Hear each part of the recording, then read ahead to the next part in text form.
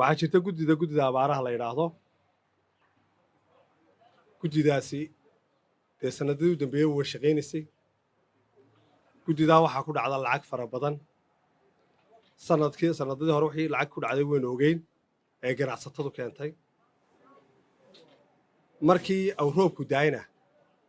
waxay tidhi adhi baanu iibinaynaa intii hore aanay ummadda lacagtii aanay dhiigbaxooda aanay la gaadhin maanta waxaan ognahay in guddidaasi lacaga la ururiyey ha ahaato baarlamaanka oo mushaarkoodii ugu daqoo geeyey ha ahaato dad kale oo ashkhaasa ha ahaato dowladda taiwan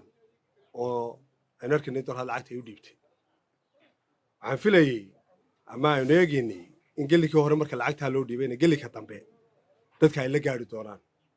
looguma dhiibin in akoono lagu shubo looguma dhiibin in qorshayaal loo sameeyo waxa loogu dhiibay inay ummadda naftu ka baxayso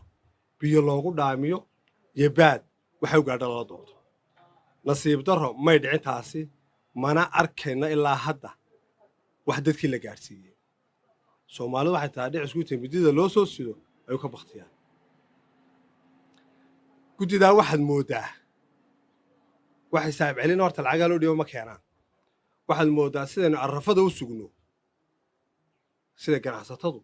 iyo dadkeenna wax ka shaqaystaa iyo dadkeenna suuqa wax ku ibi siday arrafada u sugaan inay guddidaasi u sugto abaaraha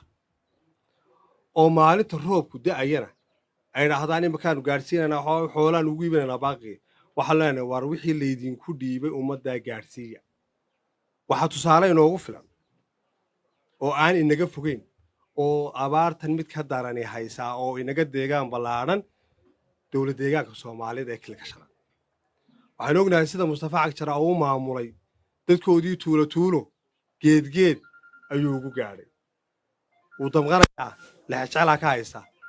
qoladeeniina sida lacagta loo ururiya yaqaanaan laakiin sida dadka loo gaadhsiiya maanta ma arkayno waxaan xalay daawanayay hooyooyinka carruurta dhabarka ku sida ee dameeraha jirikaamadu ku raran yihiin wata ee ay doonaya inay meel biyeela doontaan ee intay soo hongoobeen soo noqday ee dhexdii farfadhiistay laga yaaba inay maantana ka baxbaxda naftu muxuu kaasi ka og yahay ama kaasi ay uga dhigan tahay lacagta maanta lagu haya hargeysa ee rag guryahoodii ka soo toosay ay qorshayaan iyo nidaam doonayaan inay dhahaan qorshaanu samaynaynaa maxay qofka ay ka gaadhaysaa war waxaan u soo jeedinaynaa guddidaasi inaanay arrafada sugin inaanay roobka inaanay la sugin dadkaasi way dhibaataysan yihiine in loo gurmado waxaan shaqaynaya oon arkaynaa niman barasaaba oo qaylinaya oo dadkii u gurmanaya way ku saxsan yihiin oo mas-uuliyad baa saaran laakiin dowladdeennii dhexe ma hayno guddidii abaaraha ma hayno war ilaahay ha laga cabso hablo dhagaxaan lagu garaacayo waxay ka dhacday laasacaanood waxaan u qaatay baanu inay dhalanteed tahay hadday iseba run tahay waxaan filayay inay laamaha amniga ciidamada booliska sirdoonka jooga laasaanood inay qofkaas soo qabtaan inan taa yare calanka lagu daljijarayay ee dhagaxa laga dhacayena ay soo qabtaanoo si aanay fowdo inoogu noqonin ay tallaabo ka qaadaan mar labaad bay ka dhacday hargeysa buurta kala jeexan bay ka dhacday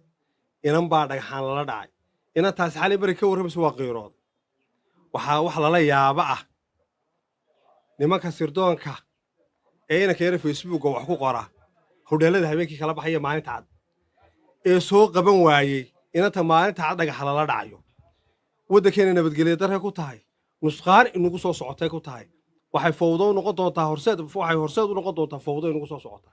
haddaan tallaabo laga qaadin